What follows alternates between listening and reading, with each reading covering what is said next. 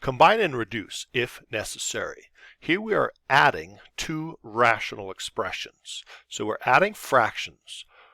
One thing we want to do is we want to take a look at the factored form. The reason for this is we want to see if there's a common denominator that we need to get to. Yes, they both have x in common. The lowest common denominator will be x and x plus 7. Okay, so we need to make the lowest common denominator. This is done by multiplying by a form of 1. I'm going to multiply by x plus 7 over x plus 7 on the first expression. You can see the common denominator now. We have x and x plus 7 multiplied together.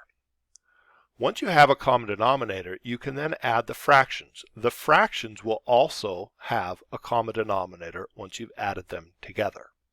Now we want to spend a bit of time distributing the numerators. We have 3x plus 21 and plus 6. So this is 3x plus 27 over x times x plus 7.